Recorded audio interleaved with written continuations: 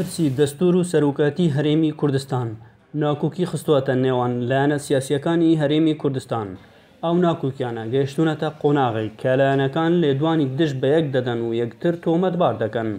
دوو ڕۆژە هەڕەشەی ئەوە دەکرێت کە ناهێڵین کۆبوونەوەی پەرلەمان بکرێت، بەڵام ئێمە و چوار فراکسیۆنە سەلماندمان کە دەتوانین کۆبوونەوە بکەین، زۆرینەی پەرلەمانین و ئیرادەی گەل دەبێت سەر بکەوێت لە هەر پرسێکا کە بیەوێ و بربەستە و هەڕەشەکان ناتوانن ببنە ڕێگر و لە ئەم ڕۆیە تەسبیت بوو چوار لایەن لەگەڵ سیستەمی پەرلەمانی وەڵبژاردننی سەرۆکن لە پەرلەمان.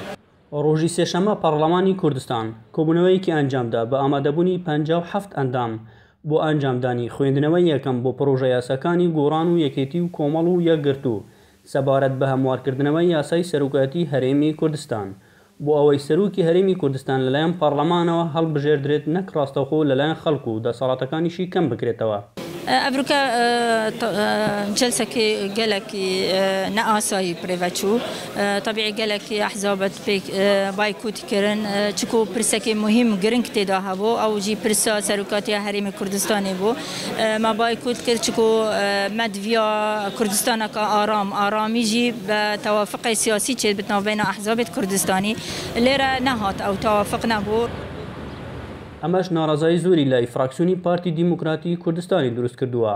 دوای کۆبوونەوەکە لە بەیاننامەیەکدا فراکسیۆنی پارتی هەڵویستی خۆیان ڕاگەاند کەەوە مامەڵەکردن لەگەڵ پرسی سەرۆکاتی هەرێم دەبووایە لە چوارچێوەی سازانی نیشتیمانی بێت و لەم دۆخەدا هەرچی هەنگاوێکی تاکڕاوانەیە دوور لە کودەنگی نیشتیمانی خزمەتی هیچ لایەنێک ناکات. ئێمە پێمان وایە کە ئەو پرۆژە یاسانەی کە ڕەهەندی نیشتیمانیان هەیە و پەیوەستن بە کاروباری استراتێژی ئەم هەرێمە پێویستیان بە سازانی نیشتیمانی هەیە و ئێمە بڕوامان ئەوەیە کە بەبێ سازانی نیشتیمانی بەبێ ئەوەی کە گفتوگو بکەین هەر هەوڵێکی تاکراوانە خزمەت بەم دۆخەی ئێستای هەرێمی کوردستان ناکات. هەرچی فراکسیۆنەکانی یەکێتی نیشتیمانی کوردستان و بزوتنەوەی گۆڕان و کۆمەڵی ئیسلامی و یەکگرتووە پرۆژەکانیان بۆ هەموارکردنەوەی یاسای سەرۆکاتی هەرێمی کوردستان پێشکەشی پەرلەمان کردووە و بە زورینەی دەنگی پەرلەمانتاران یاسای سەرۆکاتی هەرێمی کوردستان خوێندنەوەی یەکەم بۆ کرا.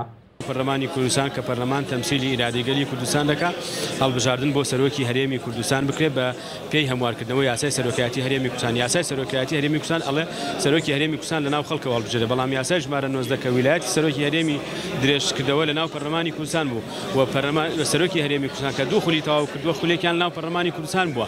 پەرلەمانی کوردستان نوێنەرایەتی ئیرادەی سیاسی گەلی کوردستان دەکات. پەرلەمان مواسەیەکی گرنگە.